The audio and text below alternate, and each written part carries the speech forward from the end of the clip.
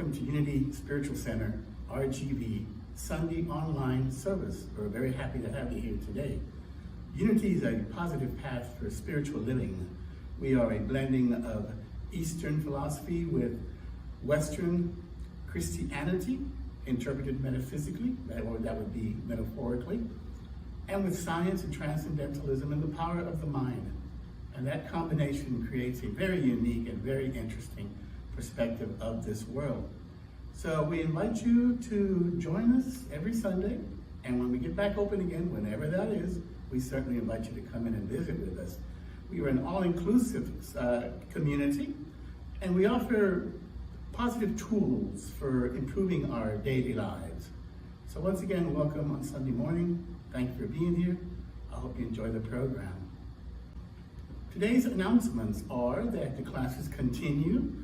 On Tuesday night at 7 o'clock, we have my Let's Get Metaphysical class. This week, it will be facilitated by Miss Birdie from San Antonio, because I will be attending a monthly interfaith meeting. On Thursday night at 8 o'clock, we have our collaborative meditation group, and at 6:30, we have the ARE group, and all those links are either on our website or in the newsletter, and you're welcome to find that. Now, speaking of the collaborative group, we are going to put together a Christmas program. There's 8 different Unity centers. It's us, Brownsville, Corpus, San Antonio, Bernie, New Braunfels, San Angelo, and Kerrville. And each one of us is going to do a little part, and we're going to put it all together, and it'll be run on the 24th of December, Christmas Eve, at 7 p.m. So make note of that, and I'll keep reminding you about that. I would like to begin with our chime, as we usually do.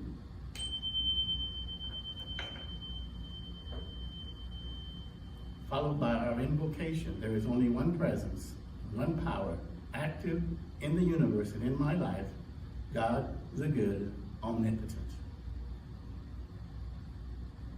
As we begin the service, we offer affirmative words and prayer to ourselves and to the universe and to everyone around us. We take a deep breath, and in this particular week of Thanksgiving, we turn our attention to gratitude, to being in that flow of gratitude, in that consciousness of gratitude, because when we are in that consciousness, we are open to the abundance that is the universe. And that is what Thanksgiving and being grateful and saying thanks is all about. So from that state of consciousness of being grateful, we begin today's service. Join me in Unity RGV affirmation and vision statement. Unity RGV is an expanding center of the Christ light, mighty to attract its good and radiate good to others. Centered in God, we express the indwelling Christ.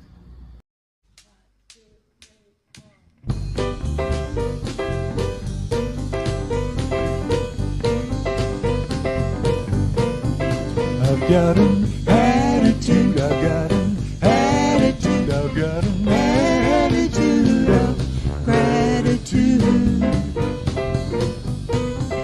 I've got an attitude, I've got an attitude, I've got an attitude of gratitude.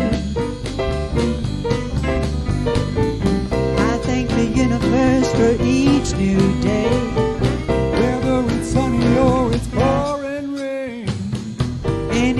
Situation, time, or place, my grateful heart creates a state of grace. Yeah, yeah, yeah. I've got an attitude, I've got an attitude, I've got an attitude of gratitude. The darkness taught me how to praise the light.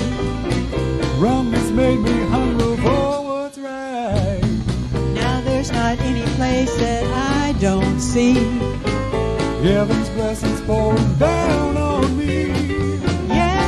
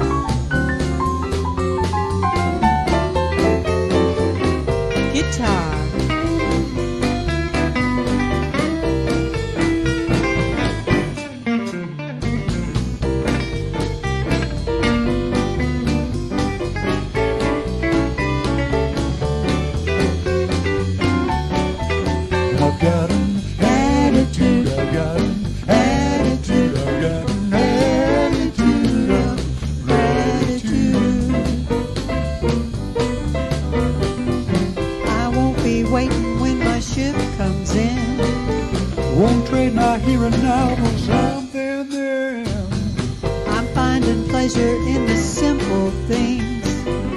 It doesn't matter what tomorrow brings. Yeah, yeah, yeah. I've got an attitude. I've got an attitude. I've got an attitude of gratitude. I've got an attitude. I've got an attitude. I've got an attitude of gratitude. I've got an attitude of gratitude.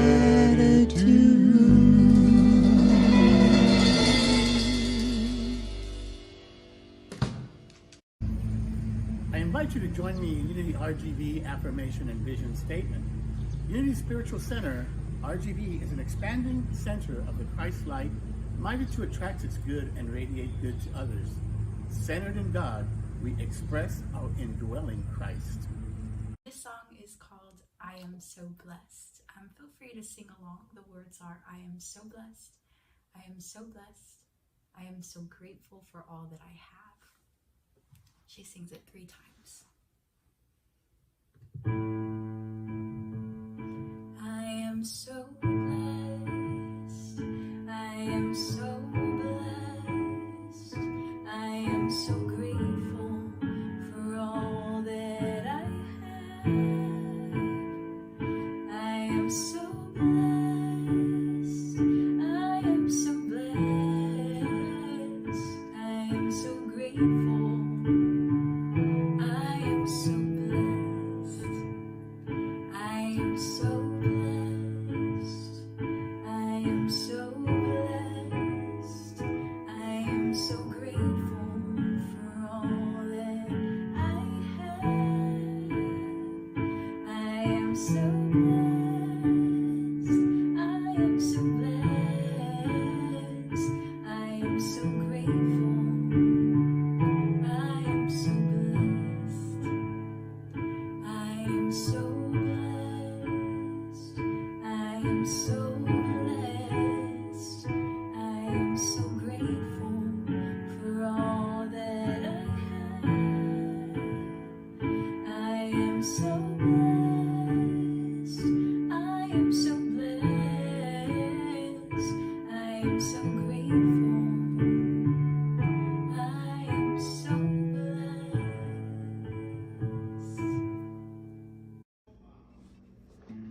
As we start this time of inner reflection, let's begin by getting comfortable. Remove all objects from your lap. Place your feet on the floor and sit up comfortably in your chair. Relax the muscles in your face, shoulders, arms, hands and fingers. Feel your hips, legs, feet and toes relax as well. Release any areas of tension you feel in your body. Take a deep, centering breath. Slowly inhale, gently hold for a few seconds, and then slowly exhale. Repeat a few times. Focus on your inhalation and exhalation as you continue to relax your body. Gently breathe in and out. Just relax and breathe naturally.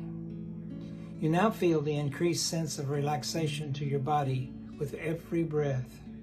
Feel calmness and peace wash over you. Now let's center our attention to the daily word for today, which is forgive. Our Bible verse is from Matthew 6:12 and reads, "And forgive us our debts as we also have forgiven our debtors." Today's affirmation is, in the peace of prayer, I release all unforgiveness. Let's say that together once. In peace of prayer, I release all unforgiveness. Our message reads, if I hold on to the feelings of hurt, betrayal, or anger in response to another person's words or actions, I block the flow of divine love and peace in my life. Likewise, holding on to guilt, shame, or embarrassment that may arise when I have hurt another person also keeps me from experiencing divine love and peace. Forgiveness removes all barriers, all obstacles, anything that may be disrupting my experience of the divine presence.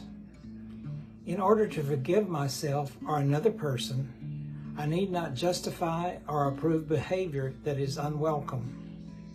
I need only to become willing to forgive. In the peace of prayer, I release all unforgiveness. I feel the healing power of divine love as it dissolves all barriers, all illusions of separation. I forgive and I am healed. Now let's close our eyes and take these words and this affirmation into the silence.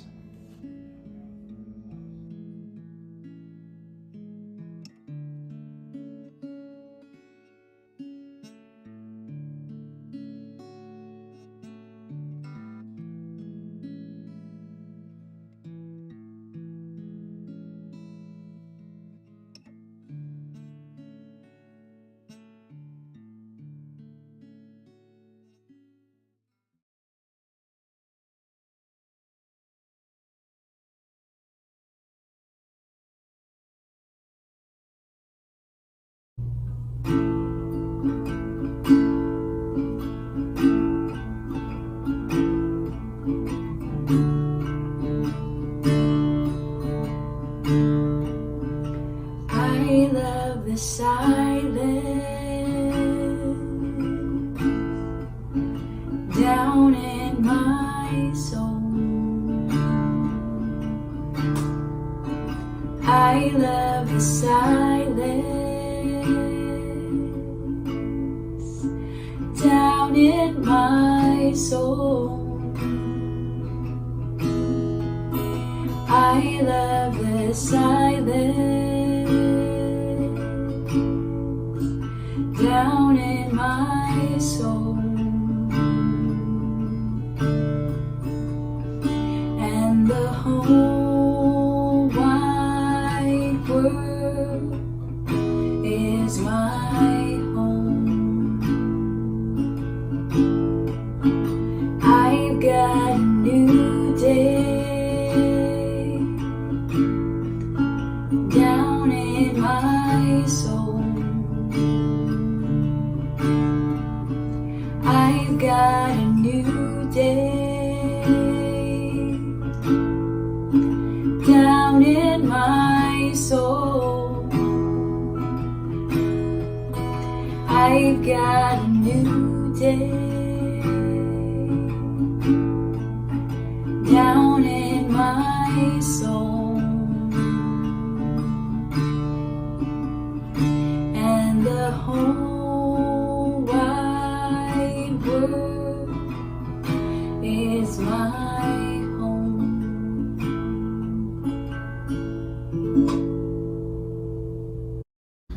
Once again, good morning. And today's message is about an attitude of gratitude. Well, here we are again. It's Thanksgiving Day week. I know it's a cliche to say so, but this year has really flown by. It has been over 8 months since we have had a live service at Unity RGV. That's amazing. No meet and greet, no coffee, no pozole, none of that stuff. Thanksgiving is a day America sets aside as a national holiday for the purpose of giving thanks. And that's a wonderful thing. But in fact, we should be giving thanks on a daily basis. In Unity, we try to be mindful of this practice. St. Paul in 1 Thessalonians wrote, "Rejoice always, pray continuously, give thanks in all circumstances, for this is God's will for you. Do not quench the spirit." Being thankful comes down to a very simple idea, and it is that of having an attitude of gratitude. The spiritual idea behind this statement is that being in a grateful state of consciousness, and remember, everything starts as a state of consciousness, opens us up to the universal flow of abundance. For many, gratefulness can be a challenge. In Western society in general, we have a real problem with being in the present, with being happy with what we have.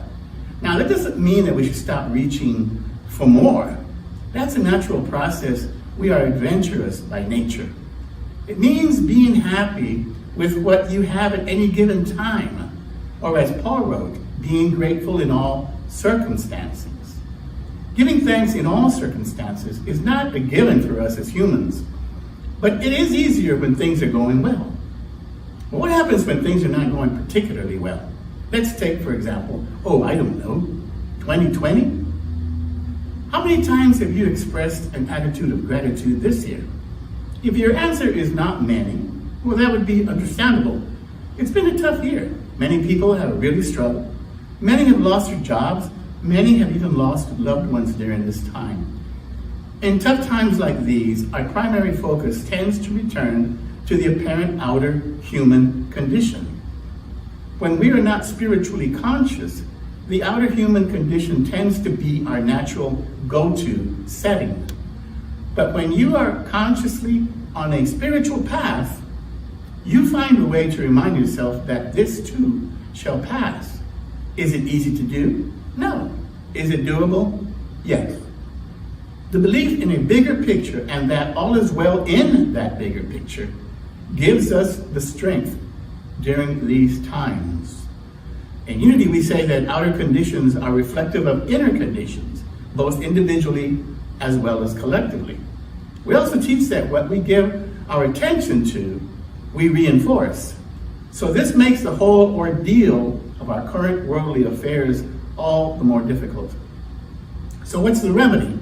It is to make a greater effort to remain in an attitude of gratitude, to turn within to the source of our strength. Again, it's not easy, but that's what we need to do. I recently finished a series on a book, Finding Yourself in Transition. The book pointed out that times of transition, which 2020 certainly has been, are opportunities for spiritual growth. Opportunities for spiritual growth. However, spiritual growth might not be on the mind of most people right now. And that is why we come to Unity, to be reminded that a crisis is a time for spiritual growth. Again, it's not easy, but maybe that's why the Bible writes, "But small is the gate and narrow the road that leads to life, and only a few find it." Now, on a different note, being the naturally curious person that I am, I wanted to visit history for a moment and see what it tells us about the tradition of Thanksgiving Day. First, let's talk about what Thanksgiving Day means right now, currently, to our society. For Americans, it's about getting family together. Maybe not this time. It's about eating turkey with stuffing, potatoes in all kinds of forms, mashed potatoes, scalloped potatoes, everything. And there's a bunch of casseroles, biscuits, lots of gravy over everything, pumpkin pie, and of course the main dish, NFL football. That's right. Upon doing a little investigating, it turns out the original story didn't have any of that. They didn't have turkey. They had venison. There was no sweet potatoes. They weren't grown in that area yet. They didn't have any flour, butter, or sugar. So there was no biscuits, no pumpkin pie, and the worst part, again, no NFL football. That doesn't sound like Thanksgiving to us as Americans. And all along we've been thinking that our version of what we do on Thanksgiving Day is like a reenactment of the original. It's not even close.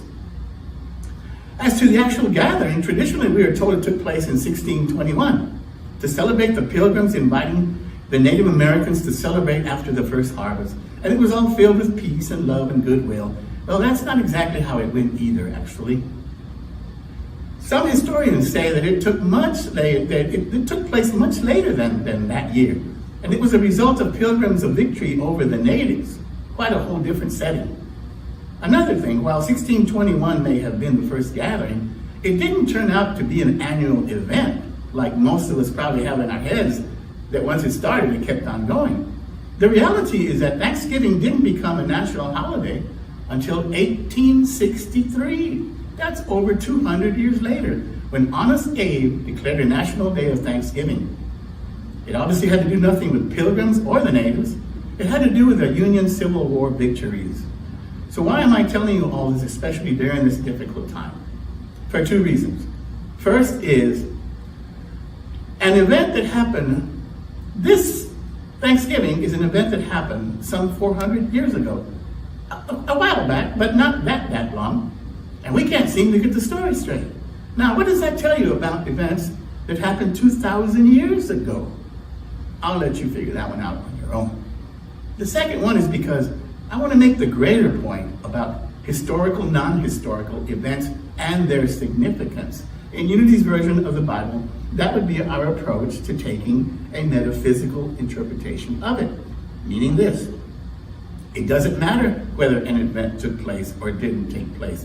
What matters is what the event or the story is trying to tell us. What is the spiritual significance of it? As for Thanksgiving, same thing goes. Does it matter if they ate turkey or venison, or even if it happened? Not really. The point is what the tradition it has become. It is a day set aside for giving thanks, for being grateful for what we have and who we have in our lives, for being grateful for this human experience, even though at times the road gets a little bumpy. Earlier I mentioned that being in a state of gratitude opens us up to the abundance of the universe.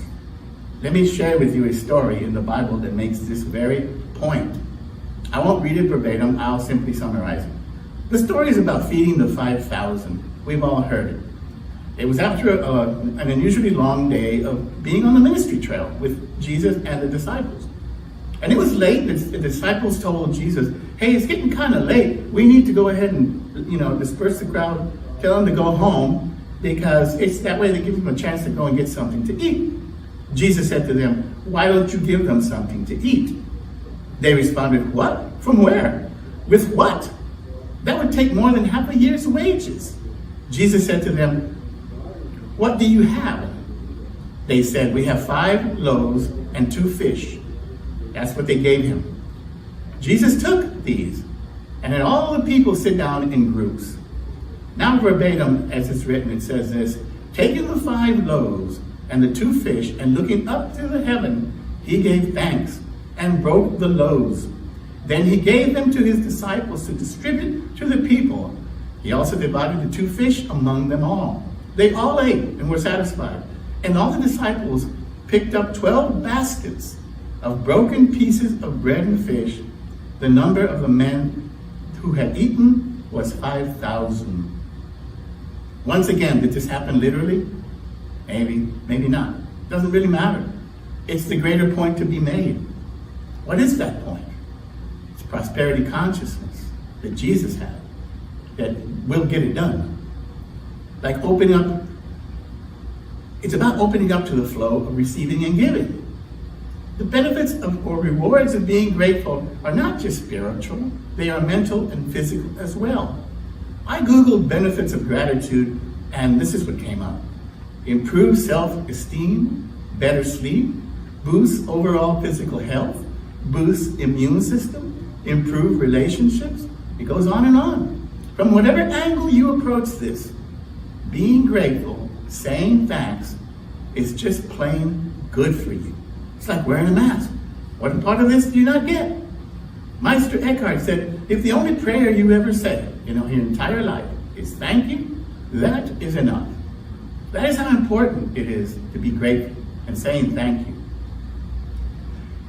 At the front end of the November-December Daily Word, there is an article by Reverend Thomas Shepard called Feeling Grateful in All Things. If you have not read it, I invite you to do so. He talks about how a few years ago, he went through the difficulty of open heart surgery and some unforeseen complications.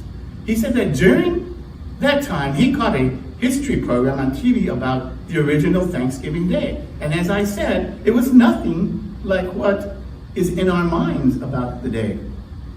It was a tough winter for the early Americans. Half the population was lost to disease and malnutrition. He writes, then it hit me. Gratitude is a noun, something I feel. Thanksgiving is a verb, something I do. He said he spent the rest of his time in the hospital giving thanks for everything and everyone who walked into the room and everything about it. Exactly what we say about forgiveness. That he says that it made him realize that being thankful was for the person who gives thanks. Just like forgiveness is for the forgiver. So let me close out with one final thing he says, and I'm going to quote. Meditating on the radical idea of giving thanks in all circumstances, I began to realize the difference between giving thanks for and giving thanks during a personal, communal, or global catastrophe. Let me reread that. I began to recognize the difference between giving thanks for and giving thanks during a personal, communal, or global catastrophe. I can't always be thankful, he says, for my circumstances, but I can always give thanks during adverse and challenging times. Thank you very much, Reverend Shepherd, for that reminder to remain in an attitude of gratitude. Have a blessed week and a wonderful Thanksgiving Day. Now comes the time in the program where we offer our tithes and our gifts to the spiritual community. Oh, and one final reminder about we have the Advent books, and next week is the beginning of Advent. So if you want to come by Thursday during the day and pick up a copy, please feel free to do so. So we take our tithes in our hands, and together we say, divine love through me blesses and multiplies all that I am, all that I have, all that I give, and all that I receive. Remind you that we have various ways of giving offerings through PayPal, Venmo, Cash App, and of course the standard mailing a check to P.O. Box 1661 in FAR 78577.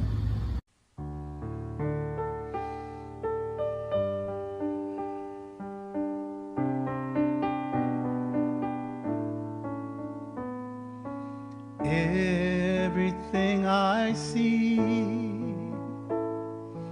everything I do is blessed by your hand, God. I'll give it back to you. Everything I give, every thought that's true is magnified in kind, God. I'll give it back to you.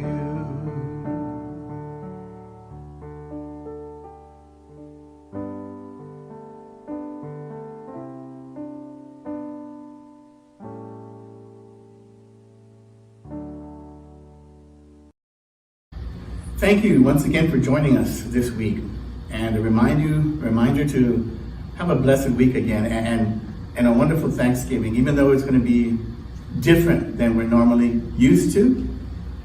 But we have to adjust and we have to press on so we can continue and get ourselves all back together, and we will.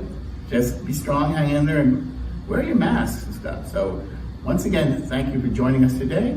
And I'll close with a prayer of protection. The light of God surrounds us, the love of God enfolds us, the power of God protects us, the presence of God watches over us. Wherever we are, God is, and all is well. And so it is.